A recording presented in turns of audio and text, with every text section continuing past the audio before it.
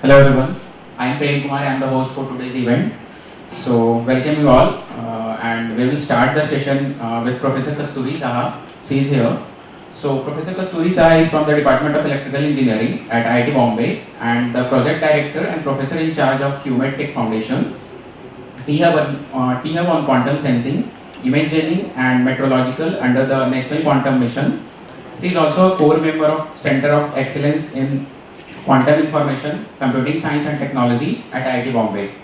She received her PhD from Cornell University and then pursued postdoctoral research at MIT. Professor Saha also completed a BSc Physics from St. Stephen College, Delhi and her MSc from IIT Delhi. Her activity includes the INS Associate Fellowship, DST Inspire Faculty Fellowship, IIT Bombay Young Facility Fellowship, SERB Power Research Grant and the IIT Bombay C1973 Research Excellence Award. So please ma'am, welcome. Good evening everyone and thank you for being here. So today I'm going to tell you about quantum technologies and especially I'm going to tell you a little bit about our work related to biosensing, biomolecular sensing using NV centers in diamond. So as already introduced, I am the project director for the Quantum Sensing and Metrology Hub under the National Quantum Mission. So a quick one sentence about National Quantum Mission. National Quantum Mission started about a couple of years back and the main initiation happened about a year ago with 4 hubs being established. So computing hub is in IISc, communications hub is in IIT Madras and quantum materials hub is in IIT Delhi and IIT Bombay is the host for the Quantum Sensing and Metrology Hub. Within this hub, there are 3 technology groups comprising of 40 faculties who are associated with 15 institutes on atomic magnetometry, NV magnetometry and photonics based imaging. So the work today I am going to talk to you about is kind of part of overall National Quantum Mission's activities and just to kind of give you an overview the 2 main directions in which we are pursuing. So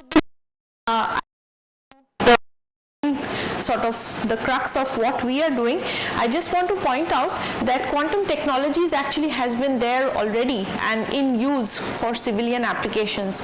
So you can see here 3 images. So this is quantum, these are products of quantum 1.0 where MRI machine, this is a PET scan, then there is OCT. These are 2 or 3 examples where you can see that quantum technology is actually being used or harnessed to sense various things for medical imaging. These are specifically for medical. I don't know if you've heard about gravitational wave detection. So LIGO is one of the main examples where squeezed light, which is actually a very important quantum technology being used for sensing gravitational waves.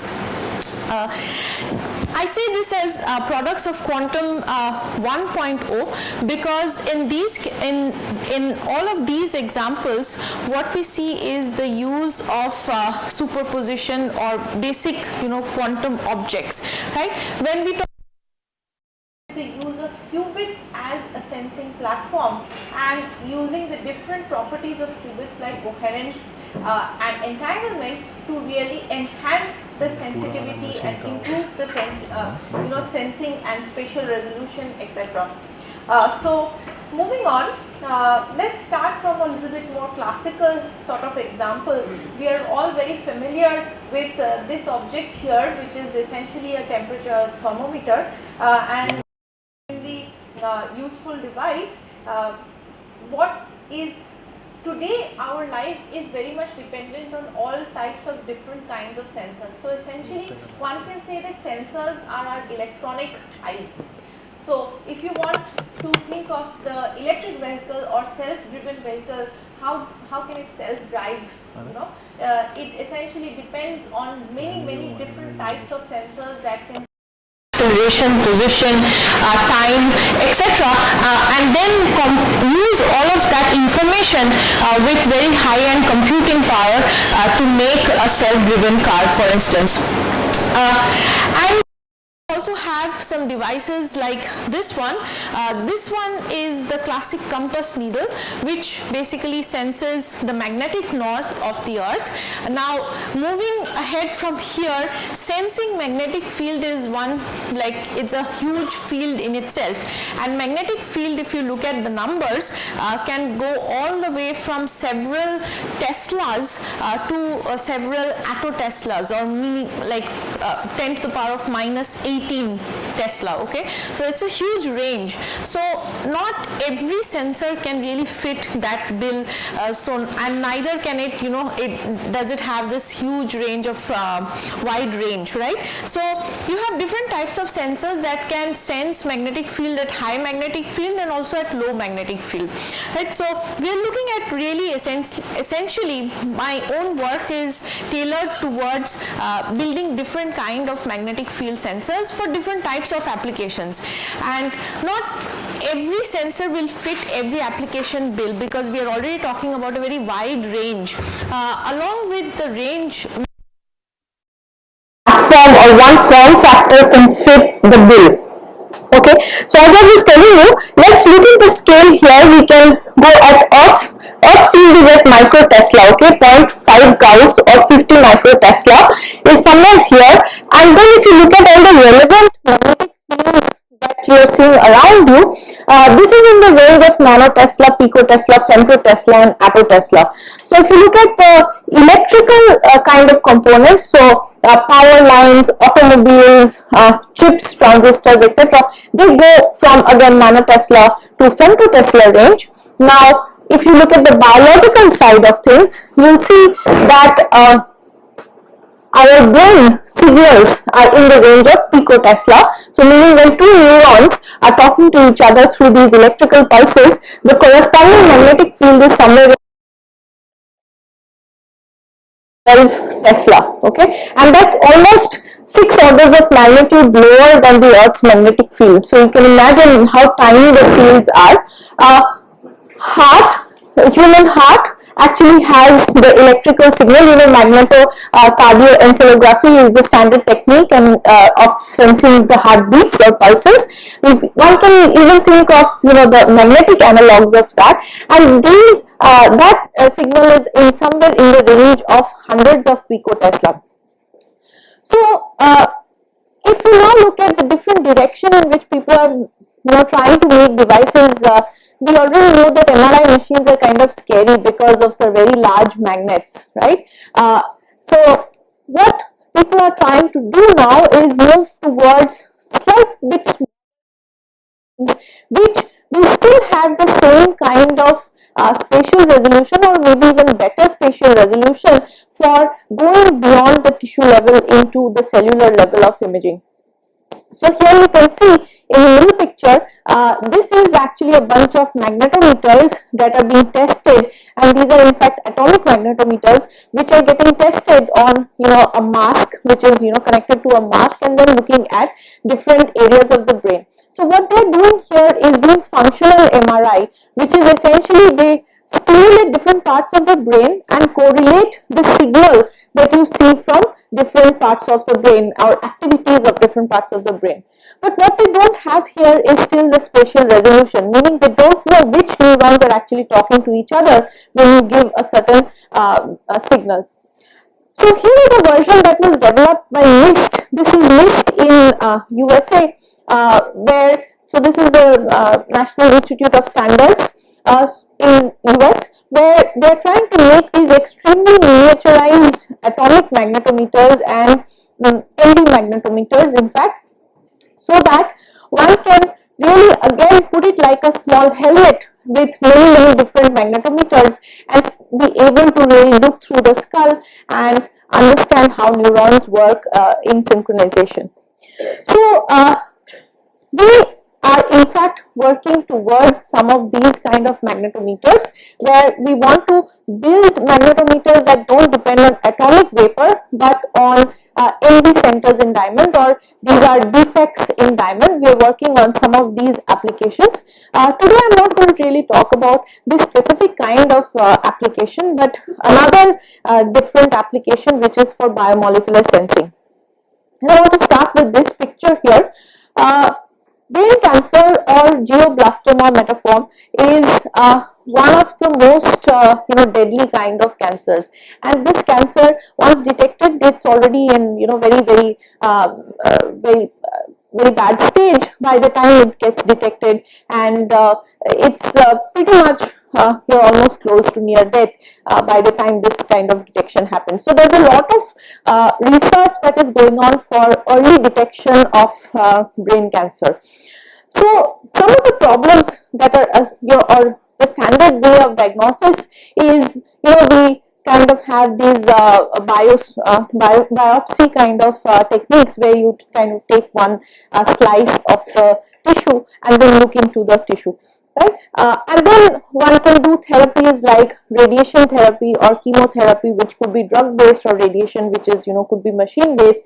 And after, so for instance, if there is a tumor that happens, then that tumor is kind of removed, and then certain radiation is applied, and if that works well and good, then a certain level of chemotherapy is applied. Now in due course, what happens is that there could be two kinds of pathways that the cells can really take. One is when so TMZ is essentially a drug that is applied for curing this kind of cancer. So when this drug is applied to this cell, for instance, it can become intrinsically resistant. Meaning you apply the drug for a certain time, and then after certain time it kind of stops reacting to the drug, and we don't really know what kind of drug resistance is developing and what is the population of the cell that is becoming drug resistant. So these are open kind of questions that people are asking. So the first question that everybody is looking to answer is, how can we detect at an early stage such kind of cancer formation? So what are those markers that come inside the cell that will help us know that this cancer is developing? The second thing is, when the drug is applied, can we understand what kind of drug response is happening inside the cell? Are the cells becoming drug resistant? At what point do the cells become drug resistant, or can we modify the drug so that it doesn't become drug resistant? So these are kind of open questions that people are looking into, and then one of the things that comes out of all of this is that what are those markers that will tell us whether the cell is healthy or whether the cell is not healthy, or how it is responding to treatment. So there is something called ROS, which is essentially reactive oxygen species. Now reactive oxygen species could be of many types, OH, hydroxy peroxide, and there's many of them, and I am not the chemist who will answer these questions, but there are many such kind of biomolecules that affect the cell. Now our question as physicists, or people who make these kind of tools, is to look for these markers, or think of these markers like charge environment. Okay, it's like a charge environment, and if you have a sensor, it is perhaps going to affect your sensor in some way, and that is the property that you are going to sense to detect the onset of the cancer. Okay. I am not going into all of these details that are here, but essentially what happens is that we try to detect this ROS production inside the cell. Okay, and ROS is a marker of whether the drug is affecting the cell or not affecting the cell. Okay, so this is the main thing. So if you apply the TMZ, then for these resistant cells there is no ROS. If it is working well, then there is the ROS production increases inside the cell. Okay. Now there are many different ways of detecting this ROS, but not many ways in which you can quantitatively detect it at a very small or very tiny level. Okay. So the two standard ways in which all chemists kind of detect this is, one is this DC-FDA assay, and the other is this integration of these fluorescent reporters. So what this first method does is we kind of change the gene itself, or change the marker itself, and it's kind of a chemical reaction that is essentially sensing the ROS. Okay, And then it's also, DCFT is also another way in which a chemical reaction is essentially sensing the presence of ROS. But what we want is a sensor that really does not have a back action on the sensing itself, right? So that is the main motivation with which we started off, and what we are working with are these nano diamonds. So diamond, as you know, is made up of carbon, right? So in a natural environment, diamond is essentially grown under high temperature and high pressure inside the Earth's crust. Nowadays, there are many methods of making lab grown diamonds. So one of them is called the chemical vapor deposition technique, or the CVD technique, or even the other technique, which is HPHT, or high pressure high temperature, but in inside the lab environment. So one can make very good quality single crystalline diamonds, but what we are looking into in this specific case are diamonds which are crushed, and these are nanoparticles of diamonds about 30 nanometer to 75 nanometer size, and these can host many defects inside them, and the specific defect that we are talking about is nitrogen, which replaces one of the carbon atom and then has a vacancy next to it. So it forms what is known as a NB complex, okay. And what we have here is these nano diamonds can be functionalized. First of all, can be homogenized, then functionalized, and what you can do is do targeted delivery inside the cell. Okay, so you can dry it, so you can culture cell, and you can feed these cells. There is a natural way in which cells will eat these nano diamonds, but then one can also do the special functionalization so that it goes and sticks to certain parts of the cell only, or the interesting parts where we are looking into the generation of ROS. So what applications this opens up is drug delivery. You can really do a targeted drug delivery. One can do biosensing, so inside the cell we can do, and then we can also do bioengineering, which is essentially making these specific kind of drugs. As I was mentioning, this is what the standard gemstone diamond, but we are not looking into gemstone diamond. We are looking into mostly these lab grown diamonds, which are very high quality single crystalline diamonds with a nitrogen and a vacancy next to it and an additional electron. What this basically does is it creates an artificial atom inside the diamond matrix. Okay, so inside the band gap of diamond, you have a little level structure which corresponds to an atomic structure or an electronic structure of an atom or an artificial atom.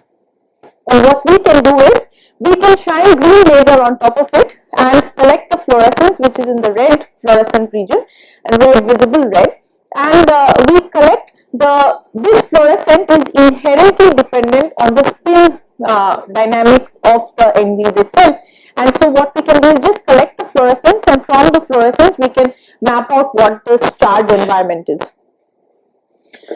So in this experiment, there are two main techniques we apply. One is called relaxometry and the other is resonance based technique. So relaxometry is essentially just applying a sequence of laser pulses and looking at the response or the fluorescence of this emission. Okay, fluorescence and decay of this emission basically.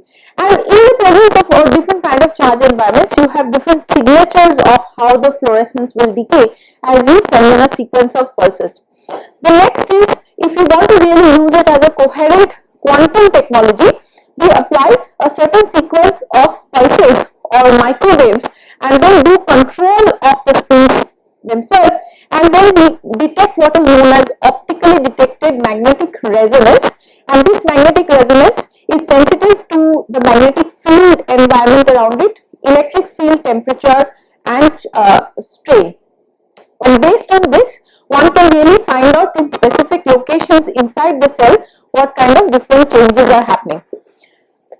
Now in my lab, the way we detect these nanodiamonds is through what is known as a confocal microscope, and this is a home built confocal microscope where we shine green laser and then we collect the red fluorescence through this specific pathway, and we are able to detect these individual NV centers. So the fluorescent, the bright spots corresponding to the fluorescent particles or the NV centers, And here you can see the same image of cells which have ingested these nanodiamonds, and the bright locations correspond to different MB centers.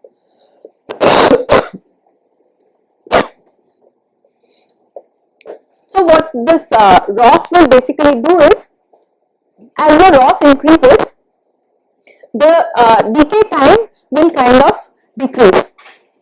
Okay, so this is how we kind of measure. So what we are doing is, we shine the green laser and we collect the red fluorescence, and from the red fluorescence we can map out this as you change the difference between the pulses or the green laser pulses, you collect out the red fluorescence and we plot it with time, the contrast. And so as you can see, if the ROS is increasing or the reactive oxygen species is increasing inside the cell, we can see a decay change. So just before I go into more of this, I have to point out all the people who have done all the hard work here. These are all the students who are doing all the hard work here. So these are U87 cancer cells, and you can see that these bright spots basically correspond to the nanodiamonds that are getting ingested inside the cells. We have to do a lot of control experiments to make sure that the nanodiamonds are really going inside the cells and going to the right places inside the cells. And then we wanted to detect these different kind of markers. And we have done with two different types of nanodiamonds, both 35 nanometer and 70 nanometer, and we can see different kind of responses. We had to do also a lot of baselining for understanding what concentration of nanodiamonds to be even applied to these sensors, to these cells. So here you can see a much better picture where you can see these red spots which correspond to the different fluorescence from these nanodiamonds, and the bright blue, the bright green kind of structure here is basically the nucleus that has been stained. Now it's time to do the experiments. So first of all, we had to make sure that the nanodiamonds are not toxic to the cells. So the cells have to survive this kind of effect of the nanodiamonds, and we varied the concentration and we looked at the cell viability. It looks to be all fine. Then we went ahead and did the standard DCFDA assay where we applied what is known as TBHP, and we did a kind of concentration dependent measurement, right? And from the T1 measurements, you can see a marked difference between TBHP of 100 molar versus the absence of the TBHP. Now it's time to do with TMZ, and you can see that as we applied or increased the concentration of the drug, so this is TMZ of 0 molar, so the T1 is much higher, and as we keep applying more of the drug, the ROS increases, meaning the charge environment inside the cell is changing, and that is what is being detected by our nanodiamonds. And we can see that there is a clear concentration dependent T1 that is measurable with the nanodiamonds. So what it tells us is that inside the cell we are able to at least detect the change of ROS with these nanodiamonds itself.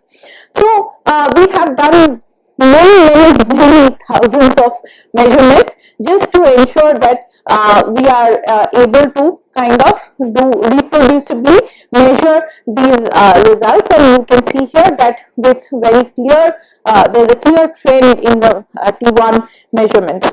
And because biologists are kind of they are extremely worried about reproducibility, we did it on 3 independent sets. Each data point is about 30 measurements each, and over various locations inside the cell in various cells themselves, and we still see a very clear trend in the entire detection. Now these measurements were actually done on fixed cell. What I did tell you was that the cells were actually fixed. So cells are fixed, meaning that something in the cell you already once the ROS was generated, after the ROS is generated we fix the cells. Essentially it's like dead cells. We are measuring on, all the measurements are actually done on dead cells, it's not on live cells themselves.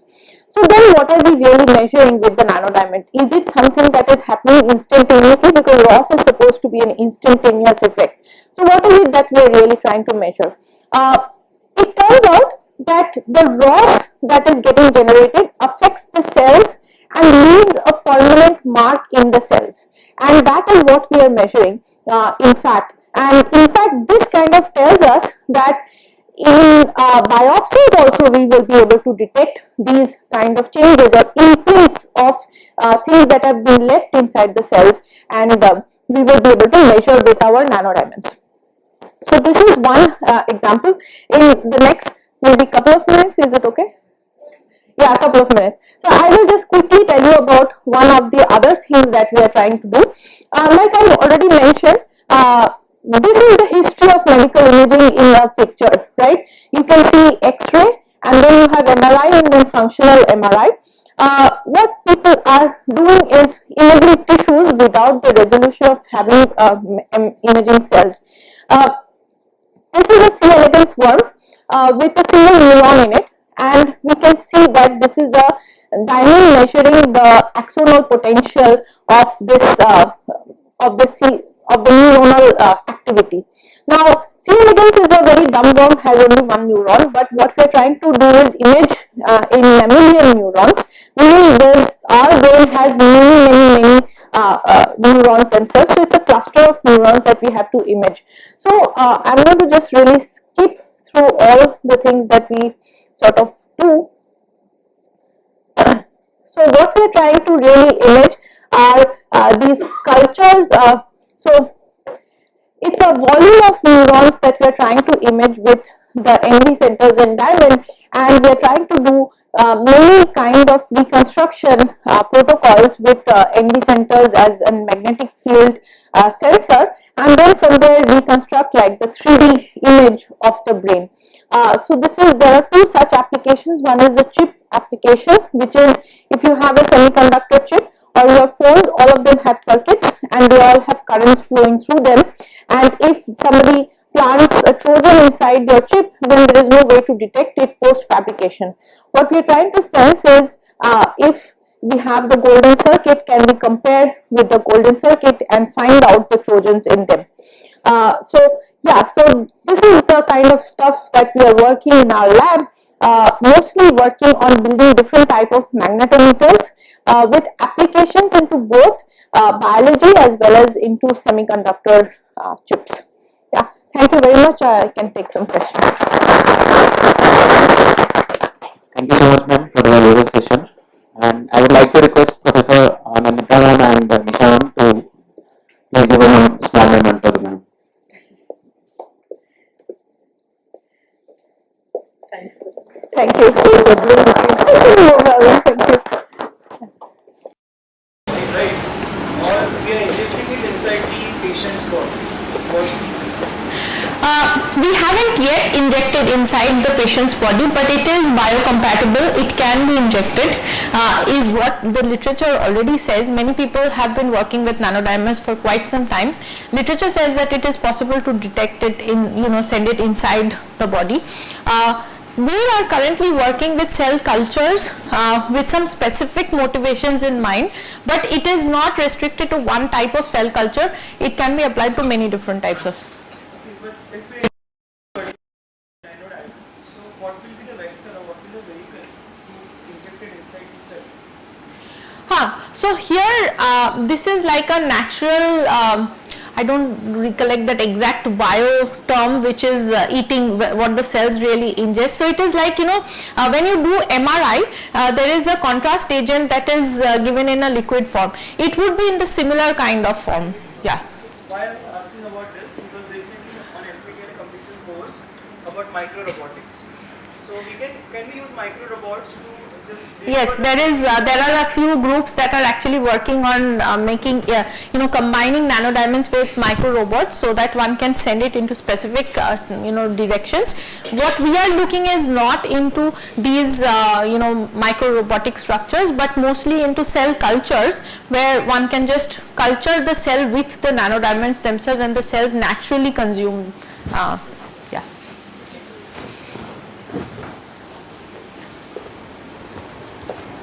Anyone else? Okay. Okay, thank you very much. But yeah, do feel free to email and ask questions later on. Now we have some NPTEL star pre-doc students here. So, sorry? Yeah, I am also.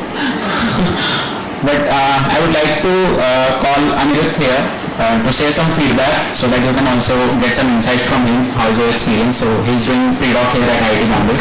So Anirudh, please say something. Hello. Good evening everyone. So how are you all? How are you? So my name is Anirudh Reddy. So I have been completed my undergraduation from Computer Science and Engineering from Kalasalingam Academy of Research and Education. So recently I have been graduated in 2025 April. So I would like to tell about this NPTEL pre-doc fellow. So I will tell like what before I came here and what after here. So before coming here, like when I was enrolled in my college during BTech, so like I have never heard about that this NPTEL courses and all this stuff. So when my seniors introduced it to me, I was like it's a mandatory thing in my college. So we need to complete some electives by selecting some courses in NPTEL. So it started from soft skills development, like there was a non-CGPA complementary skills we need to complete in my college. So I have selected two courses from NPTEL, which is soft skills 1 and 2. It started from there and I have completed 10 courses from NPTEL, which out of 10 I have secured like 2 gold, elite gold. So I have secured 98 in 2 courses. After that I have got recognized as a NPTEL star. So regarding this also, after recognizing NPTEL star, I haven't that much known about this pre-doc fellow and all this stuff. But during my final year, I just got a mail from NPTEL that we will be having the opportunity to explore to work in the IITs or IIScs, IIMs. So during that time, I have been applied for this research fellowship. So I will tell that why I have been applied. During my third year, I have been selected as research intern for International Internship Pilot Program. I have been named as a research intern in Taiwan for the duration of 3 months in National Journal of University of Science. So after that, my interest came to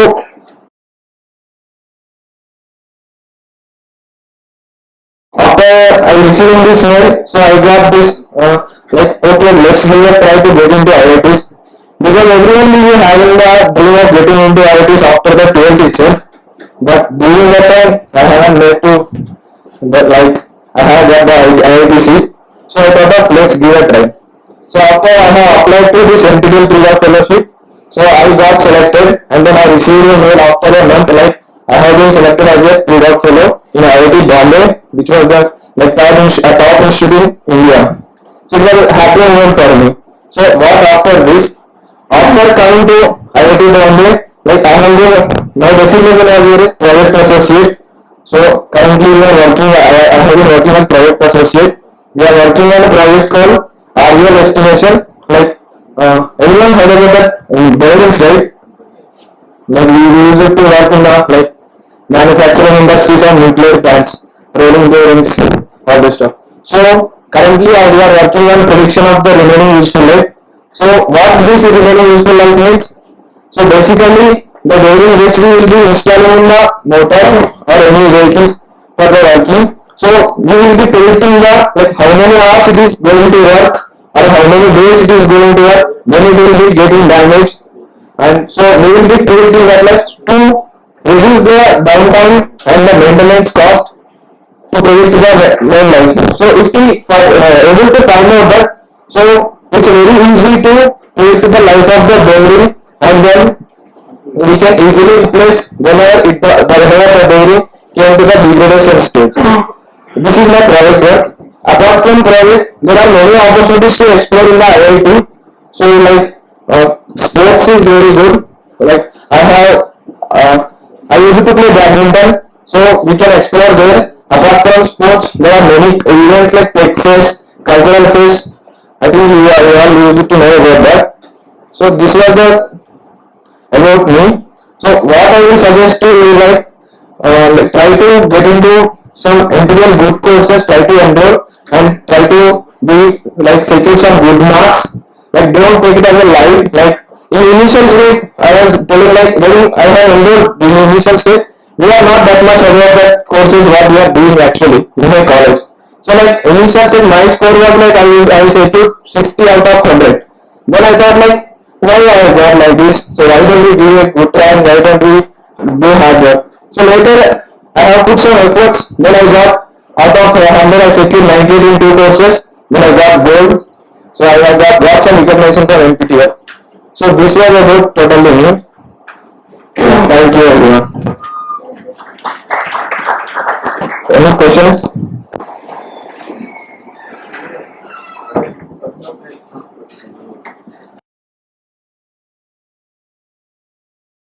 Just ask it. So, if we go courses in management and economics, Yes. will we have any opportunities for this? Like if you are get recognition of the star recognition, it is not only getting into IITs. There are like other institutions of IIMs, IIScs also you can get into that. So if you do some management courses or if you are going to top that and you are recognizing as a star, so you will be having the opportunity to pursue the same like 1 year fellowship. This was the 1 year fellowship. So you will be getting the opportunity to work as a project associate there in the management also. I am not aware.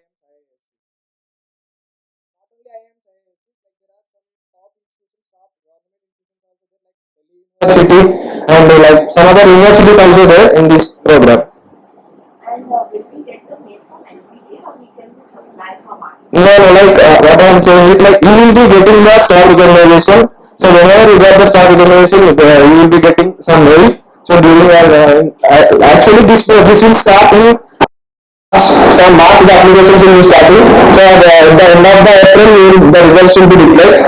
So after like from it will be going to start from July. In July to like it's a 1 year program. You can watch your 1 year in IITs, IIMs and IIScs.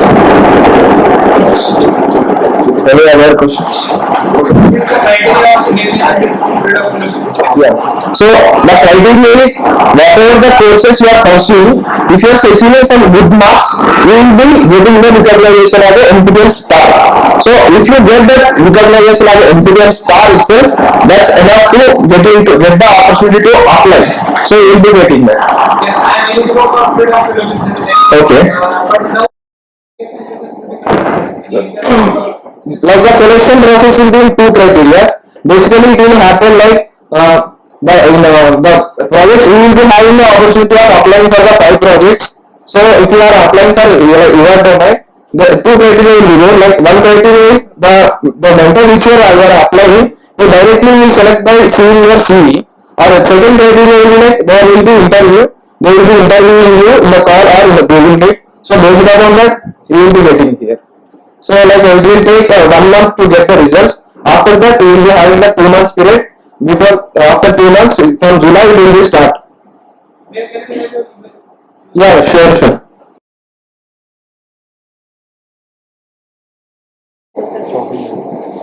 Next you can call तुम्हारा number है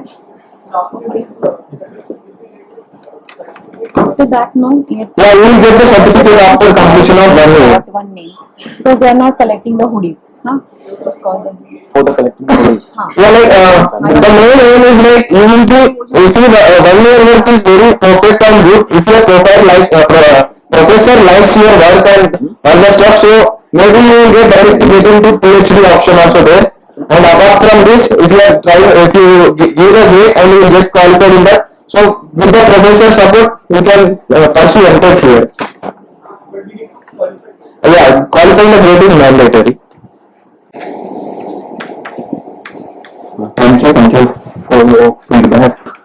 And now I would like to call Aditya, the next pre-doc for the students here at IIT Bombay. Please. Hello everyone, my name is Aditya. I am from Gwalior, Madhya Pradesh, and I completed my bachelor's in 25 and in IT from MITS Gwalior.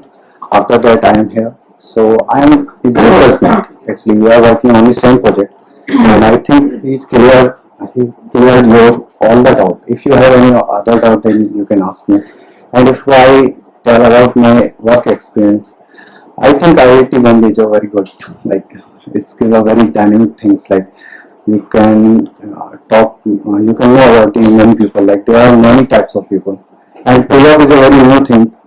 When I say someone I am a pre-op fellow, they say post-op fellow. अच्छा PhD कहाँ से complete किया? बताना पड़ता है, उनको सबको explain करना पड़ता है, and that's it. Thank you very much. If you have any doubt, you can ask me. Journey के बारे में बताओ कुछ, आपकी जर्नी के बारे में बताओ, कैसे आईटी में एंटर हुए, how is your journey, which department you are doing? हाँ, I am in the Department of Civil Engineering, लेकिन my background was in IT. So my project is a combination of mechanics and IT. Like I am working on machine learning, making some machine learning model for predicting the bearing remaining useful life. I am working under the Professor Prabhakar Vivarde. He was the scientist in Bhava Atomic Research Center, and the under professor is Professor Tosar Kanti sir. He is in the civil department, and there are a lot of problems. If we want to work on the other problem, we can also do. Like it is not mandatory that we can work on one problem.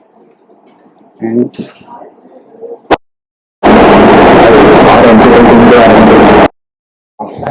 You want to ask something? yeah.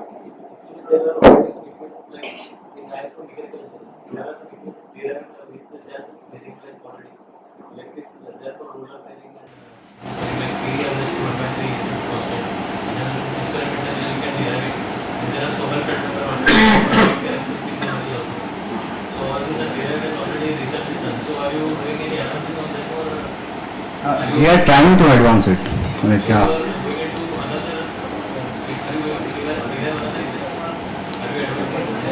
no, we are going into the data-driven model, not in the hybrid model. So we are trying to increase the accuracy and also decreasing the computer. Now one more here, Akshaya. She is a winter. She is doing winter internship from NPTEL. So she would also like to share some feedback. So. Rameshwaram Dadarao Chitmani. I'm sorry if I mispronounced someone's name. Yeah.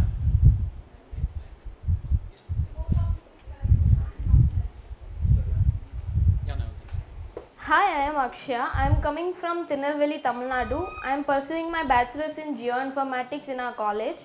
I am coming from a rural background.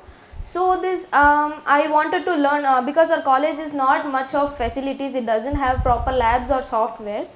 So I pursued NPTEL course from Professor Ishwar sir in IIT Bombay. Then I got a mail stating that I can do winter internship under which professor I did the course on, stating that I should be under some score category.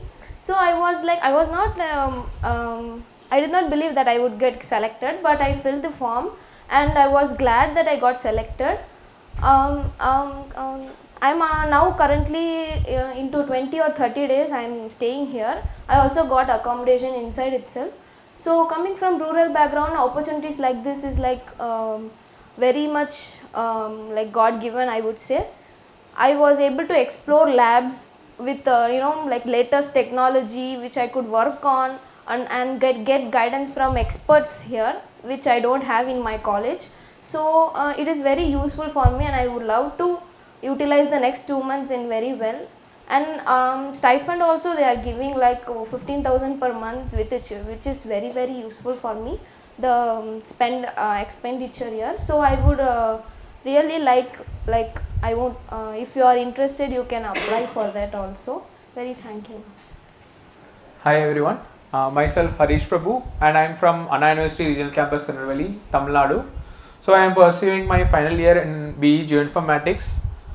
So in Tamil Nadu only 2 colleges have BE Geoinformatics, and according to NPTEL journey, so I started my NPTEL journey in joy of computing Python. So in my first semester, so to learn Python, as I was not from a computer science background, I was from biomax background. So then I was not aware of writing exam and all. So for just to learn Python, and I had a course in Python in my first semester, I just joined. Then when I came to my core subjects, my HOD said there are more courses related to remote sensing and GIS, where he has also completed all courses. Accordingly, it is almost 21 to 22. He has completed everything. He just insisted me to just learn some more, because we want to learn more outside the book and syllabus. Like when you go for UG, you will be learning some basics. But when learning from IIT professors rather than just our professors, we felt something different. So that doesn't mean they are not like good and all.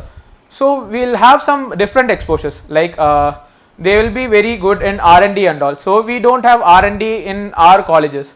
So then when I attended Ishwar Rajshekharan sir's course of remote sensing and GIS principles, he took what and all, like it was basically remote sensing and GIS, but he covered everything which I learned in a semester. So rather than being brief, he detailed everything from the basic. So that is the difference between what we learn from ourselves and the IIT staffs. So they will go from the basic core to make us understand, and so we can get more idea and details about the subject which we are learning. So then we just for NPTEL winter internship and summer internship, the basic criteria is you have to get elite. So for applying, the basic criteria is you have to get a elite certificate. Then you have the eligibility. You will be getting a mail in your personal mail which is registered in the NPTEL. So from that you will be also getting a Google form, like for registering the thing. So for based on NPTEL winter internship, you have to do the internship under the professor who you have learned this course. Like I have done 2 courses in remote sensing and GIS. So one was from Rishikesh Bharat sir, and this is another from Ishwar sir. So I applied for Ishwar sir's thing, as I was eligible for it. So then I was a topper. So as ma'am said, we both were toppers. We both did it together in the college. So then we got it here. Like sir just sent a mail through the NPTEL internship things. Like we have an interview there. So he will be asking some questions to test our knowledge regarding the skills. Then now we are working in POCRA, Pokhara region project of Maharashtra, where we are building an machine learning project where you can find the missing gap dates of satellites. Like in CARIF, you cannot find the satellite data available due to the most of cloud cover. So you will be getting more than 90% cloud cover. So rather than cloud masking, we are getting Sentinel-1 images also for SAR data which can penetrate to the clouds. So then we are processing it with the Sentinel-2 and Sentinel-1 clouds using ML algorithms, and developing a database where they can create an NDVI to assess the Pokhara regions. Like there are 19 regions in Pokhara from the government of Maharashtra. So they can monitor the NDVI, the vegetation index and the health of their crops being planted there. So that's all about my winter internship. Thank you. So if you have any doubts regarding the winter intern, because even I was not familiar for the winter intern, still when I got the mail, so then only, even pre-doc, after coming here only I came to know there is pre-doc program from NPTEL, and after getting the mail only I came to know that there are internship from there. So rather than going for direct R&D, even we applied for ISRO, DRDO, NRSC and all, we had lots of option, but rather than going there, when you come under a professor or anything, you can get a better guidance. Like when we go for NRSC, they will be testing our own skills, but we can't learn. We will be learning through trial and error method. So directly when we come to a professor who is already in this domain, we'll get more ideas. So we also get help from the professor, and even the pre-doc fellowships who are doing there, and even PhD students help us and guide us. So that is the only advantage by getting direct internships in IIT rather than going for any R&D outside. Thank you. Thank you, Harish, for your valuable feedback. Now, for the next session, we have Professor Santosh Gharpure. He is from the Department of Chemistry at IIT Bombay and currently holds the Rasik Lal Hemani Fragrance and Flavor Chair professorship. He completed his MSc from IIT Bombay and earned his PhD from IIT Bangalore. He also held a postdoctoral position at Indiana University, Bloomington, before joining IIT Madras and later IIT Bombay. Professor Gharpure has served as a professor in charge of SIGN, IIT Madras Technologies Business Incubator, and is currently the Dean Faculty Affairs. His research focuses on organic chemistry, including natural and unnatural product synthesis, new synthesis and methodologies, and industry relevant problems. His numerous honors, including the INSA Medal for Young Scientist, BM Birla Science Prize, CRSI Bronze Medal, Excellence is Teaching Award at IIT Bombay and IIT Madras, INSA Teachers Award, Fellowship of Royal Society of Chemistry, and recently Fellowship of the National Academy of Science, India. So, please come, sir. Okay, thanks Prem for those kind words of introduction. Good evening. Okay, so he mentioned that we will talk about opportunities within IIT, right? Just to give you a sense, my current role of Dean of Faculty Affairs deals with recruiting faculty members in our institute in 33 different academic departments or units. And when I said 33 different academic departments or unit, what it means is these are the 33 entities within the campus which have some program, academic program, either a master's or an undergraduate or a PhD, some program they have, right? Now, in terms of opportunities, you can immediately relate. These 33 are my immediate opportunities. If I am going to go on to become a student, I have these many openings in a way. If I want to look at long term career, these are my future opportunities. If I graduate all the way to become a PhD and come back and be part of academic setup like ours. So, some are short term opportunities, some are long term opportunities in that particular sense if you look at it, right. But are these only limits? No. There are 81 entities, believe it or not, there are 81 entities within IIT. SIGN is just one of those entities, which is IIT Bombay's Technology Business Incubator, which deals with startups, and I will talk about it a little bit more because that may interest you more than the faculty side of it per se, right. So, these 81 entities, they may not have a formal academic degree program, but there are lots of research opportunities as well as administrative opportunities, right. So, these are the units where a lot of research may happen of a very specialized nature, and lot of research happens by bringing students in the fold, professionals in the fold to carry out specific parts of the research. Now, you can imagine that you have finished your masters or undergrad and then you are excited about doing research, right, or excited about doing technical type of work, you can become part of any of these 81 entities. And there are places like Dean R&D's office called Industrial Research and Consultancy Center, IRCC, which advertises many of these opportunities online. So, if you keep a tab on it, you may be able to get access to those once your courses are over. But during course, you can actually spend time as summer interns, and summer internship programs are provided by many stakeholders. Again, IRCC itself has its own summer internship program. One can apply for that, but 3 science academies in the country also have a combined summer internship program, which allows you, if you get selected in that program, it allows you to come and work for a couple of months in summer in one of the research labs within the IIT. And coincidentally, both of us, Nandita as well as me, we had many summer interns working in our laboratory over the year, and many of these students have gone on to do PhDs also later on across the globe or within India as well. So, in terms of getting connected with IIT, there are multiple opportunities. This is so far as in course, in research kind of a thing. But many of the students also can think of taking up a role of a job creator rather than a job seeker, and that is where the IIT Bombay's Technology Business Incubator, what I was talking about, comes into play. Now, starting a business is not the easy part, okay, but business can be of any type.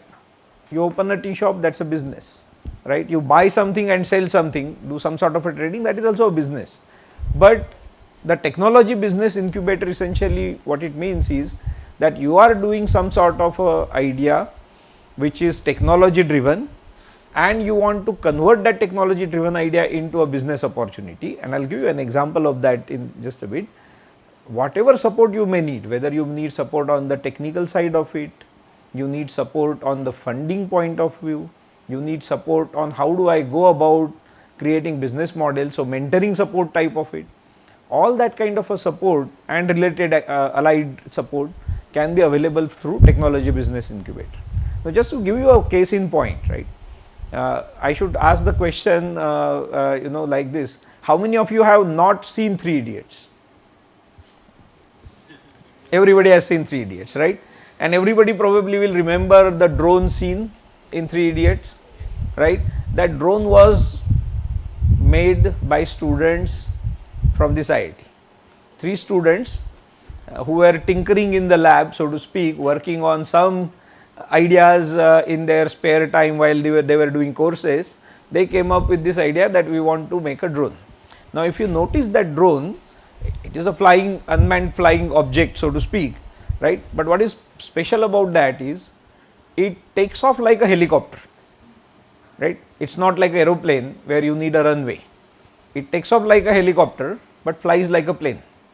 It can go horizontally, and that is precisely what army was looking for at one point in time. Now, these students started with many ideas in the lab, and they thought that I will work on this idea and convert that into a business opportunity. Now, these students were working on this idea when drone was not a fashionable term.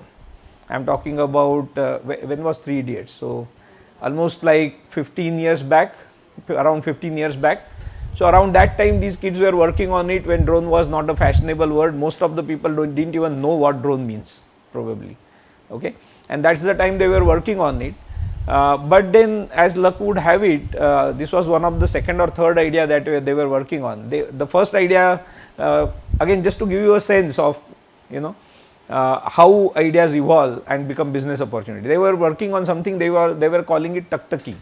So, they will hand crank a device which will generate a small amount of electricity, okay, and mobiles, the older ones which required battery, and particularly in villages where electricity is not there. So, you crank it for 1 minute, hand crank it, it will generate enough electricity to get 2 minutes of talk time. So, that was their thought process, ki we will do, those of you who have seen cycle moving in the villages and the lamp lighting while you are going on a bicycle, right, there is a dynamo there. So, similar kind of an idea, just to give you a sense. Obviously, from a business perspective, it was not very attractive. Technology point of view, it makes sense. You are solving a rural social problem, electricity is not there. But drone was even more interesting, so they pursued it. That time business was not there, business case was not there, but they continued because it was a very technologically challenging idea, and they saw that sooner or later this will become a business proposition, and our technology business incubator supported them. The army came up with this requirement that they wanted a unmanned aerial vehicle which will take off like helicopter, fly like plane, and these people participated in that tender after perfecting their product, won the contract fighting against some of the best in the business, delivered after winning the contract, and then later on they became the first startup from an academic sector incubator which was supported by SIGN to get listed on the stock markets, right. So, they came up with what is called as IPO. Right. So, lab to IPO, one of the early examples of an idea from an academic sector was these kids. Sometimes research happens in the laboratory and solution is very relevant to the market in terms of patient care, for example. One of our colleague Rahul Purwar was working with his students on a research problem of liquid tumor, blood cancer, leukemia, what we call it, liquid tumor basically. So, they developed technology based on the stem cell research, CAR T cell therapy. I won't go into the technology of that, but they could evolve a solution which cost 90% of what the global cost is, 90% less than what global cost is. And even after 90% less cost, because this treatment is so expensive, it still will push you back by 3 to 4 million rupees, that is 40-50 lakhs, around that is the current cost. They want to bring it further down to maybe 10 lakhs or so, so that it becomes part of the insurance package. But this research happening in the lab, obviously done not by the professor alone, but his student team, where students were participating, taking it through the clinical trials, getting the toxicity and then the efficacy done, going through all the hoops, phase 1, phase 2 clinical trials, finally getting the CDSCO, which is FDA equivalent of in India, and bringing that technology to the patient care finally. Already around 400-500 patients have been cured using this technology. So research happening in the lab, coming to the market without having to have huge and deep pockets. Like pharma industry develops a drug, takes about 15 years, at least several hundred millions if not $1 billion for drug discovery, and here is a research done by the students, done by the faculty member as a team, working collaboratively with the hospital doctors and the patient care being made available. It's a fascinating story where technology business incubator also steps in at a very early stage, giving all the support required, right? How many of you watch IPL or heard about IPL? Pretty much everybody, right? You know one of the sponsors of IPL, Atomberg, right? Atomberg is again a story from IIT Bombay. If you look at it, fans are there forever. I mean, so far as electricity goes back, the fans are probably there, right?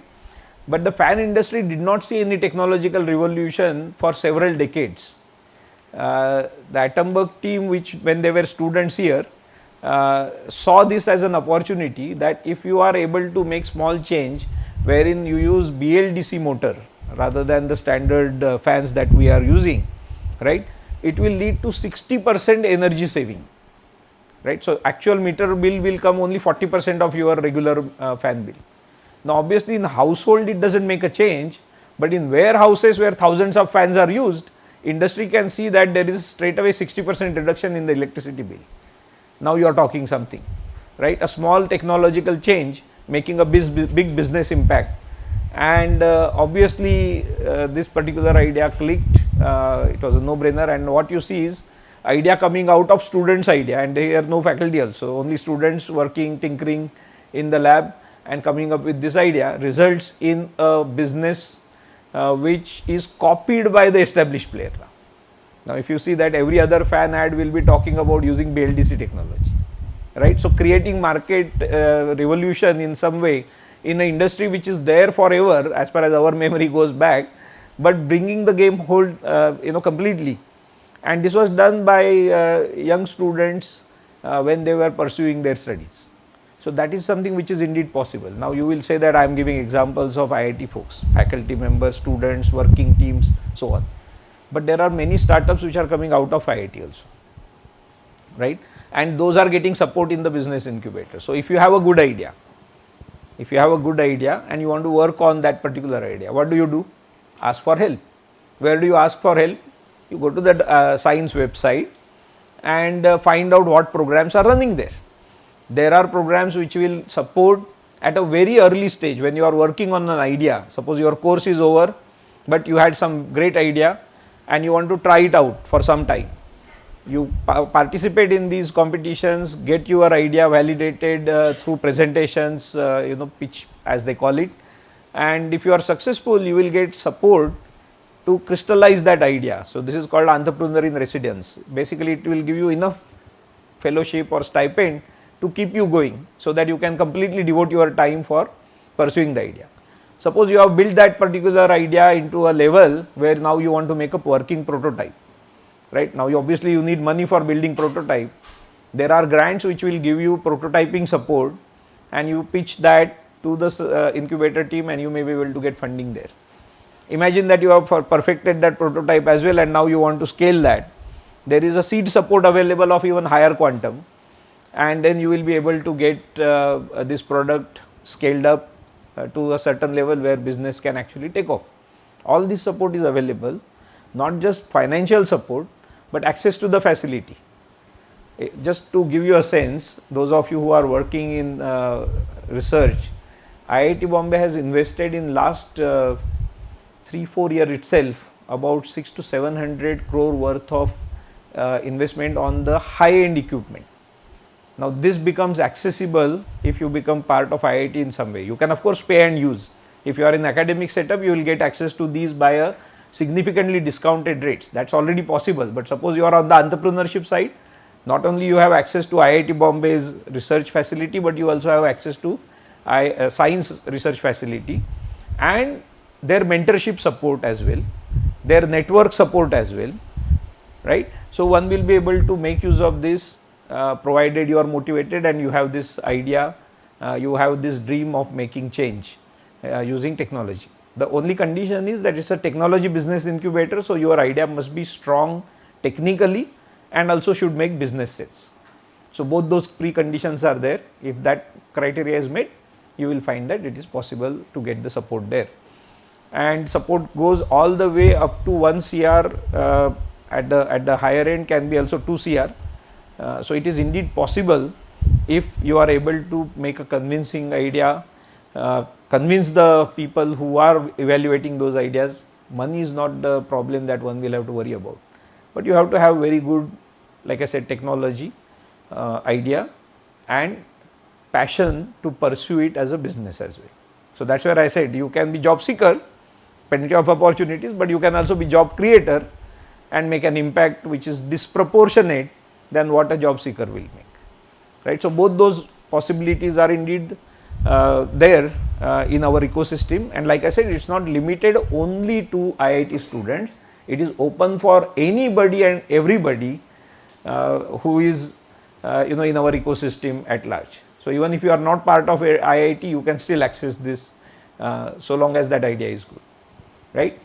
So that is so far as the entrepreneurship side is concerned. How are we doing on time? We have. So what I would do is, instead of me giving you a list of information, if you have any specific questions, if you think that if we have something like this, I will be able to change the world, let me hear it out from you. If you have any of those kind of thoughts, any questions. So who is going to ask the first question? So in the past semester, the December batch, I did the NPTEL course on entrepreneurship and incubation. Okay. So as you mentioned, you are a part of science. So are there any internship opportunities for Elite Plus Gold members of that course? In Sign, as such, you will have to check currently. I was part of Sign, not anymore, right. I am aware, at least when I was there until last year, many startups were looking for summer interns and students who can work even during winter breaks. So during the breaks, so they do have opportunities. You reach out to Sign team or the startups which will advertise from time to time, and they should be able to address that particular query. But that is very much possible. Anybody who is motivated will be able to get some opportunity or there. Of course, you will have to convince them that you are the person fit for the job, but they do. I know that many startups do hire interns. So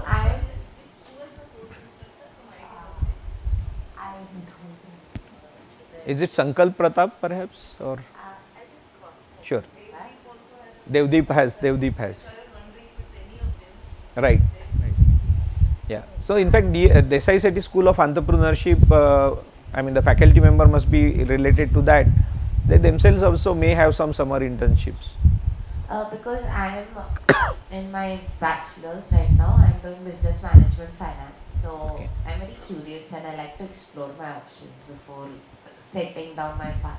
Sure. So I think incubation and research are some areas where we get exposure to a lot many fields, and we can decide where we want to go. That's Sure. what I wanted to ask about. Sure, the teacher will be the first point of contact for you. You can say that you have taken that course and you are exploring these options. If any opportunities in his department, you may be able to get those. And through the department, if there are no opportunities immediately for you, but they can connect you with the incubator as well as the startups who may be able to offer something like that. That should be possible. Yeah. See, I always tell students that I mean, paraphrasing Dumbledore, if I may, right? The help is always available for those who ask for it, right? If you don't ask for help, obviously nobody would know that you need the help. So if you ask for it, certainly you will get help.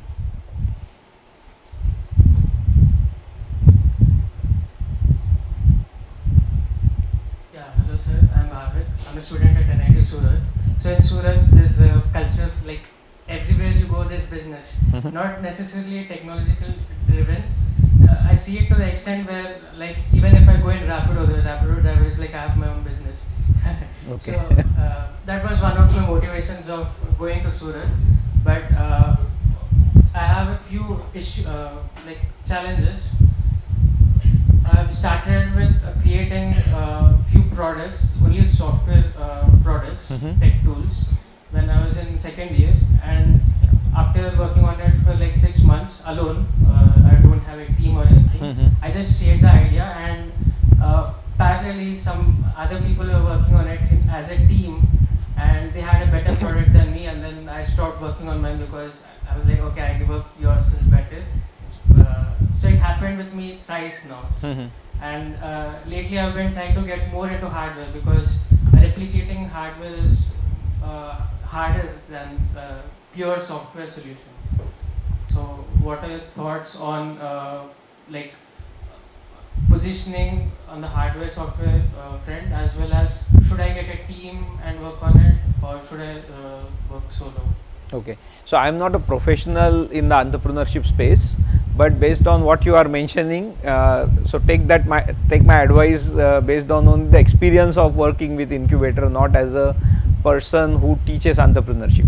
I don't teach entrepreneurship. I was there as an administrator, but have worked with the startup teams very closely in that role.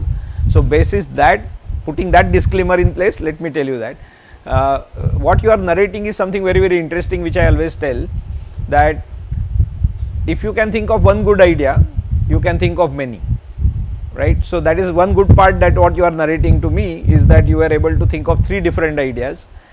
Failing is not the problem in my mind, that you are able to think 3 different things, right?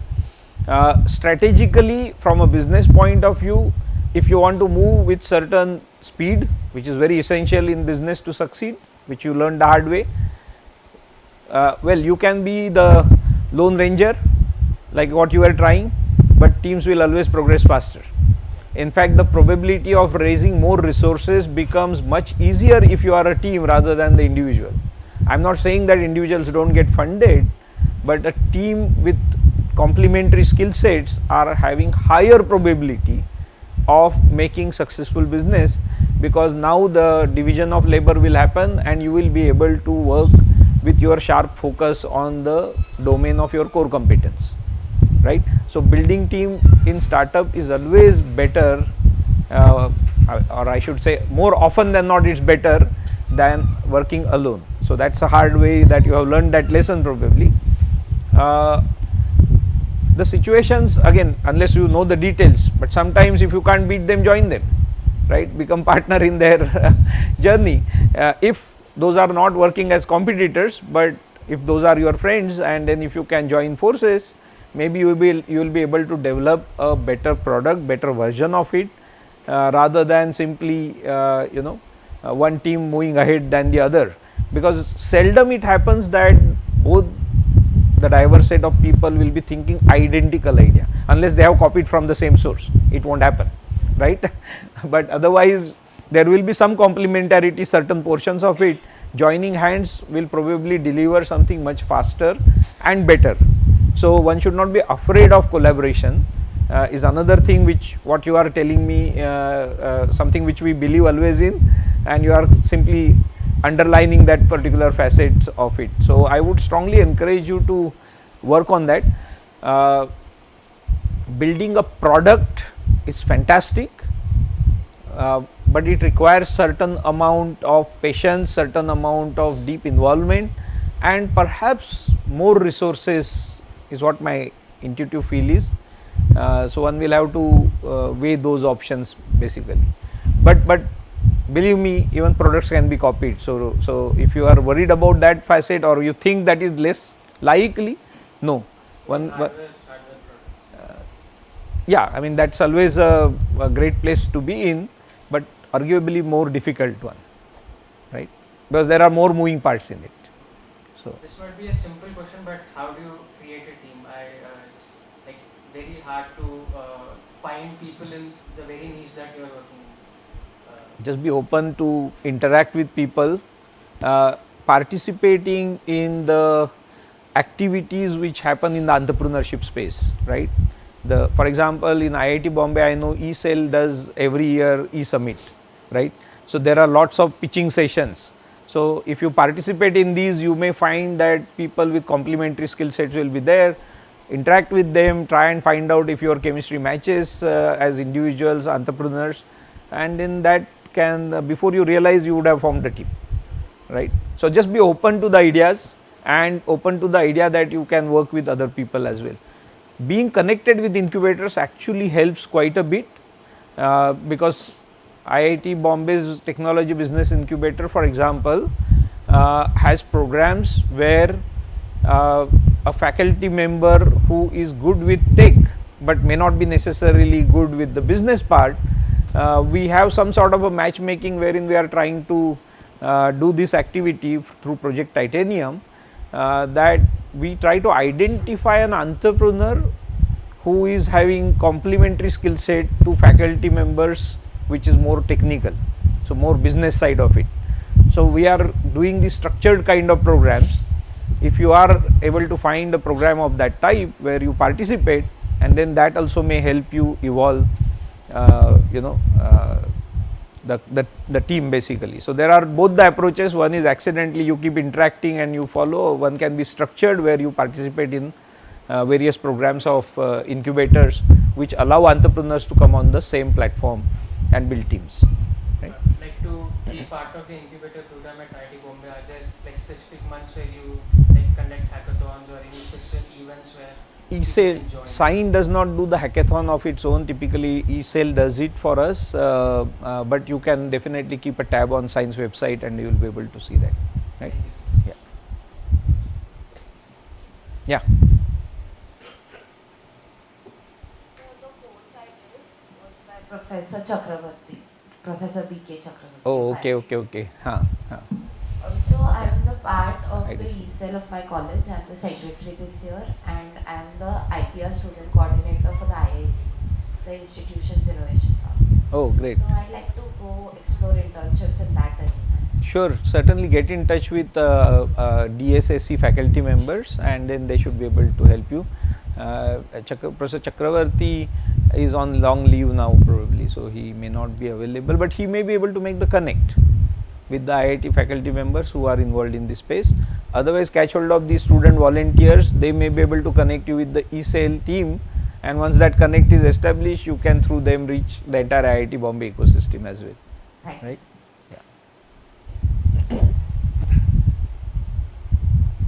Yeah. Okay. So, thank you.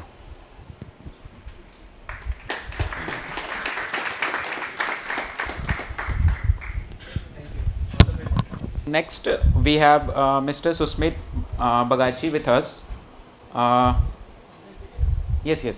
Susmit Bagachi is a senior program manager at IIT Bombay Educational Outreach Office.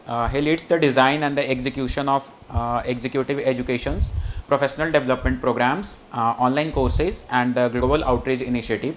With a strong focus on bridging academia and the industry, he supports innovative learning models, strategic partnerships, and the certificate and the degree programs, making education more accessible and relevant and future ready. So please welcome, sir. So that's in a nutshell what we are. Today I'll just, I know it's been a very long day, so I'll try to keep it brief. Today I'll just go through, show you a couple of slides on what we are and what we have done in the last couple of months and what are the opportunities that all of you have as learners to explore from IIT Bombay beyond just NPTEL courses. So we have various categories of programs that we have been doing for the past almost 15-20 years. Earlier our office was known as the CEP office, the Continuing Education Program, which some of you might already know. In 2021-22 is when IIT Bombay took a sort of an administrative decision to change this office into more of a proactive measure in which we curate more such programs and courses, now even degrees and diplomas, as per the request of students and learners throughout on a global scale. And that's when this unit was established. Sure. I can also okay. Next, please. Next slide, please. Yeah. So this is just in short what is our mission and vision. So we want to be one of the leading institutes in India providing that transformative education. So mission to be a catalyst of providing that accessible education. So what do you mean by being a catalyst in that? It's basically us providing an opportunity for students to bridge that gap in terms of what they want to know. I understand very well how, like if I go a little bit informal now, I understand very well how difficult JEE is, right? So considering the lakh number of students who apply for JEE and only a handful get that opportunity to get into any IIT, not just IIT Bombay but any IIT, and always it's that 1 mark difference that's that changes from this angle to that angle. That is one of the missions that we have in our office for those particular students who are not able to get into the IITs or ISC or any other institutions, where we can help them provide that same education but in a different way. That is what the outreach office stands for, and that is what we believe as our vision and mission as well. Next slide, please. So what do we focus on? We focus on the transformational education content. We focus on providing skilling and upskilling not only to students but to working professionals as well in various capacities: early career, mid-career, senior career, government officers, faculties from various institutions, and more such as well. Nowadays we have even providing certificate courses for school students from the K-12 sector, and I have a couple of slides I will showcase to all of you there as well. We have started forming partnerships with various industries and industry bodies as well. So not only will IIT Bombay provide courses which have the academic rigor and quality from our faculty members, but we're going to bump that up with the industry relevant knowledge that is the current requirement in the day and age now. We have even started launching joint academic programs between IITs and other such industries of repute, both nationally and internationally. Next slide, please. So what are our target audiences? We provide courses for college students, Tier 2, Tier 3, Tier 1. We provide certificate courses and programs for high school students. We provide it for faculties of various institutions in various capacities. So IIT Bombay has like over 60 plus departments and academic centers ranging from engineering, management, policy studies, social science, design. So every department has something to offer. That department itself has multiple units under it. For example, civil has ocean engineering, climate science, bridge construction. So many opportunities are there in terms of providing those academic content to all faculty, all target audiences. We provide it for senior executives as well, and of course sometimes we even design and curate programs for direct organizations as per their request. Next slide, please. So the slides after this are basically just snippets of all the programs we have done till date, but this is the main slide that I actually want to talk about. Previous one, please. Yeah, this is the main slide I want to talk about. This actually showcases what are the programs that are available right now from IIT. So open courses are basically certificate courses which can be online, offline, short-term, long-term, hybrid as well, that are provided throughout the year. We have the CEP website, and very soon we'll be coming up with the EO website where all these courses will be listed. They happen throughout the year. Even as I speak right now, a course is happening. So any course that you find that is intriguing as per your requirement, what you want to know, feel free to register for them. Again, these are again in various capacities, various formats, whatever is applicable to all of you. In-house courses are the customized programs that we build for corporates, governments, even academic institutions. The EPGD is our latest addition. This is actually the most premium program from IIT we have right now. It's the E-Postgraduate Diploma. For those who complete this diploma are granted the IIT Bombay alumni status, which is equivalent to our regular students. There is no e-alumni concept as such, it's on par. It's a 3-semester or a 3-trimester program. Right now, we already have 5 programs running, one in AIDS, one in EV, one in semiconductors, one from our computer science department. And right now, recently, just last month, we launched one in our design department. and very soon we'll be launching one in management and entrepreneurship as well. So this is the most premium one we have, the EPGD. We also have a Masters of Engineering degree program. We haven't launched anything yet in terms of a degree, but since the format is there, it's only a couple of months away till we launch our first MEng as well. School outreach, as I mentioned, faculty development programs for faculties throughout the year. PCACC is our alumni education center where we conduct programs for our IIT Bombay alumnus in various short-term initiatives. Immersion programs is again something new that we started. We get requests from various students around the globe saying that they would like to visit IIT Bombay and be part of some thematic discussion or academic department immersion. That is where IIT Bombay created this, what we call as immersion programs. So any department or theme or lab or any such initiative or any such academic unit curates an immersion program which is like inviting students from UG, PG or PhD level to come to IIT Bombay, stay with us for almost 3 to 4 days and be part of that academic immersion in that particular unit. So like last year in 25, we had 3 academic immersions. One was in AI, one was in entrepreneurship, and the last one was in marketing. This year also we have a couple of ones planned as well. They can be in open capacities, they can be in-house curated for a singular institution.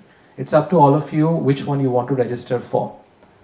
Professional certificate programs are a little bit more comprehensive. These are targeted towards working professionals, but are like a series of 3 courses that happen throughout the year. They give you the prestigious professional certificate from IIT Bombay, which is like an add-on, especially for those who are working in their professional lives. Joint programs, as I mentioned, IIT is now partnering up with various industries to curate industry-relevant programs, bringing in the industry-relevant knowledge as well, which makes participants or the students who enroll into these programs not only get the academic flavor of IIT, but at the same time get the industry-relevant knowledge, which in turn helps you as you apply for various jobs in your particular sector. MOOCs, of course, available on SWAYAM. Some of our MOOCs are even available on Coursera, NPTEL, and now we have started launching a few programs, a few MOOCs on the government Karma Yogi platform as well. Industry partner courses, we tie up with some industry partners like CII, NASSCOM and all to provide partner-based courses for the larger target audience. And of course, we have courses on NPTEL Plus as well. The next couple of slides are just snippets of some courses that are successful courses that have happened in the last 3 months. We'll take questions after we finish. So the previous slide was just a snippet of our open courses, which have happened in the last 3 months. We have even launched a series of CXO programs, targeting the C-suits. We have launched a Chief Technology Officer program, and very soon we'll be launching a Chief HR Officer, Chief Finance, and Chief Marketing as well. In-house programs, as you can see, we have conducted for Reliance, for the Maharashtra State Electricity Board. These are a couple of logos of the organizations and institutions that we have conducted immersion program, FDP, and in-house courses for in the last 3 months. Next slide, please. This is a snippet of our current ongoing batch for diploma in AIDS as well as diploma in e-mobility. AIDS has 3 batches ongoing, while e-mobility has 2. The remaining EPGDs also have 2 batches ongoing. This is a snippet of 2 programs we had 2 months ago. One was a professional certificate in cybersecurity. It is still ongoing. The second course is ongoing. And we joined up with DRDO to provide a training program for scientists that we conducted in November, and we're launching the next one in April. This is a snippet of our summer and winter school outreach courses that we had. The Makerspace was a day scholar format in which students came to IIT Bombay 12 days in a streak to learn how to build a robot, while next gen is the summer camp, and very soon we'll be having winter camps as well. MOOCs is just, as I mentioned, this is a snippet of some of our MOOCs on Karma Yogi. Next slide, please. These are some posters of our alumni courses that we provide to IIT Bombay alumnus. And these are a couple of our courses which are ongoing or upcoming on NPTEL and NPTEL Plus. Next slide, please. So yeah, that was in a nutshell of what IIT Bombay Outreach Office stands for. So for students, all of you, any requirement that you have in terms of any courses that you would like to register for, any courses you'd like to inquire for, any interactions that you believe with faculties would help you to take your education to the next level, the Education Outreach Office is the one that you connect to. And of course, any course that you find intriguing, we are very happy to facilitate for you to register in that. And of course, in multiple modes, as you can see. For those of you who are nearby, I think it will be more intriguing for you to go for our offline courses, because you get to come to campus. For those of you who are coming from far, online courses are also available. So yeah, that is a little bit about IIT Bombay Outreach Office.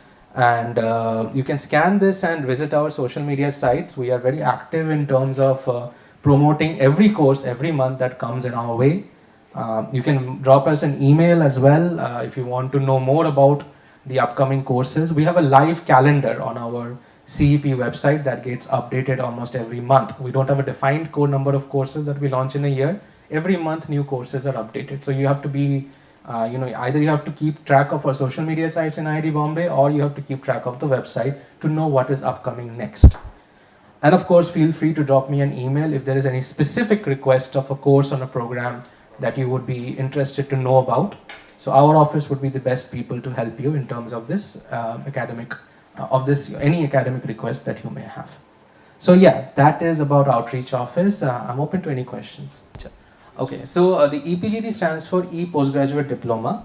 It is a series of courses which are structured in either a semester, 3-semester or a 3-trimester format. When I say semester, each semester can be for 6 months. When I say trimester, it can be for 4 months. Okay, and every semester can have at least 2 to 3 courses. Some EPGDs have core courses and electives. Some are only electives. It depends on how that EPGD has been structured. The management one is going to be a 3-semester course. We have not launched it yet. The idea of how EPGD how EPGD is different from any other diploma program is there. We have this series of courses, right? Every course has a certain credit associated with it, academic credits, which will be saved in your ABC account should you complete that particular course and pass the end course exam. Let's say there can be 6 credits, let's say there can be 12 credits, can be 2 credits, depending on how the course has been created as part of that diploma. So if diploma A has 10 courses, you are required to do only a set number of courses and your target is 36 credits. If you can achieve 36 credits within that particular diploma, it can be 5 courses, can be 6, can be 10, depends on how it is structured. 36 credits gives you 2 opportunities. Once you finish that and of course pass all the exams, then only credits are awarded. You can either retain the credits and say that you want to go for a higher degree. Now what is that higher degree? That you have to find out for yourself. As of now, IIT Bombay is not offering any degree, but you can explore other institutions. Or option number B, you use up your credits, you take the diploma from IIT Bombay and are automatically awarded the alumni status. That is how the EPGD has been structured. Management is going to be a 3-semester one.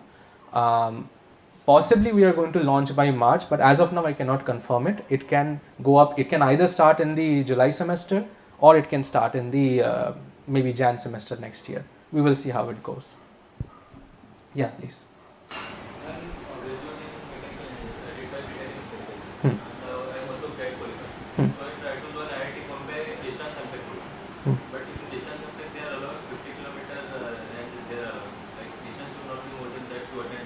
Yeah. If this is improved, then I can attend. So you can explore our EPGDs then. Mechanical engineering as of now doesn't have an EPGD, but very soon we'll be launching one. You can explore those. But if distance learning is there, then Saturday, Sunday, apart from those, we can do that. That's the reason our office exists. That's why I'm saying you can explore these courses from the EPGD category. If a degree or diploma is what you are looking for, if it's a regular certificate course for upskilling your knowledge, then of course the open courses are there for you. So we don't have any defined structure that we can't say that, February we are launching only mechanical courses. It's a very varying bunch of courses. It can be anything. We have courses running on social science also. So it depends on what would benefit you in your journey in terms of your career. Yeah, any more questions? Sir, can you explain professional, just like you explained professional certificate in cybersecurity? So, what is the duration? yeah, so professional certificate, so let's say open courses are individual courses, right? So when 3 courses falling under the same domain are introduced by IIT Bombay, we structure all 3 of them into a singular program, what we call as professional certificate program. Each are an individual course. So let's say professional certificate in cybersecurity has 3 courses. First is on first is on web security, second is network security, which is running right now. Third is, forgetting the name of the course, but yeah, there is a third course as well. Each course is given a timeline of 4 to 5 months for the learners to complete. It's a combination of live sessions along with recorded lectures. And at the end of every course, there's going to be a mandatory exam for which you will have to come to IIT to give that proctored exam. If you pass in all 3 individual courses and you get the completion certificates from all 3, then you become eligible to get the professional certificate from IIT. After completion of certificate, can get alumni status. Professional certificate programs don't give you alumni status. The only program here that gives you is EPGD and later the MNC whenever we launch it. Yeah. Sir, does it require a graduate degree to be eligible? Yes. All our courses, the minimum qualification is graduation. Unless it's a course for a school or something, that is a different story. Some of our MOOCs and all are open for everybody, but regular programs and all are graduation degrees must. Can we do with parallel? Yeah. So for example, if you're doing your, let's say you're doing your BTech, no. So if you have to pass your BTech or be in your last year of BTech to apply for an EPGD. Last year, can I apply for that? Yeah, you can apply. So EPGD, obviously there is entrance exam associated with it. So if you pass it, welcome to the team. So you don't need to do, so for those of you who are already pursuing masters, you don't have to complete your masters to do your EPGD. You can do them parallelly. Yeah, please. So basically it is like a bridge course, bridging the courses with the help of this credit scores which are needed to fulfill that. Yeah. Okay, so I think this would be helpful for you. I don't know about the current situation as a part, me and some of my friends were the few of them who got like the opportunity that AICT had a rule where when you complete a 3-year degree course like Bachelor's of Vocation, I have completed Bachelor's of Vocation in Software Development from St. Vincent Pallotti College of Technology and Engineering, that is in Nagpur. After that, it was in the AICT norms, and I don't think so if it is currently applicable or not, but it was like you can give a bridge course and the list of those courses were written among it, which had the norms you have to be eligible with Vivo, and after that you can take direct admission in 4th year of BTech. So for that you have to fulfill. So that kind of a thing, as far to my knowledge, already exists here. I don't know the entire rules of that because that doesn't fall under the outreach office. That falls under the academic program office, for which handles our regular students. The outreach office looks at all the outreach component. We look into all the outreach students. But basically, it was like No, something like something like that does exist. I am aware of it. I don't know the exact process of that, how it works in IIT Bombay, but it does exist. Yeah, any more questions? Yeah, please. It's a bit far-fetched, but I'm planning to study abroad. I'm planning to apply to Germany, University of Hamburg, and I'm pursuing both the domain certifications in economics and marketing. So, would that be enough, like the MOOCs, the domains certification, or would you recommend some other area? So, what are you trying to apply for a master's? So, as to my knowledge, looking at our regular students who apply for abroad degrees as well, it's usually the host institution having their own rules. So there is no general rule that if you complete this, you are eligible for that. It is for that particular institution to decide on. So that's the thing. So for example, in EPGT, as I mentioned, let's say, so right now I don't have any, since you're going for an MBA, right? So like tomorrow we'll be launching, not tomorrow, like a couple of months from now, we'll be launching a EPGD in management, right? So let's say you apply for that and you complete the whole management, you get your 36 credits. You might even do some additional courses and get 40 also, just saying. And you decide you don't want the diploma. IIT Bombay automatically gives you those ABC credits. Now, will that credits be low? So IIT Bombay is giving you recognition of the credits, but will that university accept these credits? That we don't know. That you will have to ask that credit, because that's an international university, right? Credits are awarded as per all the NEP guidelines and ABC guidelines. It's given on, you save it, you can even look at it at your academic bank of credits. But no. So open courses, there are courses with credits, without credits. As of now, the EPGD courses give you all credits. The other courses don't have any credits as of now. But that being said, tomorrow we might launch also. Right now we don't have it. Okay, so thank you everyone, and you can follow us on our social media if you want to know more about, let's say, our upcoming courses in February and March. All are listed there. Okay, thank you. Thanks. So thank you all once again for attending the special event today, and your presence made this celebration truly meaningful. We appreciate your time, your energy, and the wonderful spirit you have brought to this event. So now we can go. We have arranged a tea and the snacks for everyone. Request all of you to please join refreshment at LA 002 ground.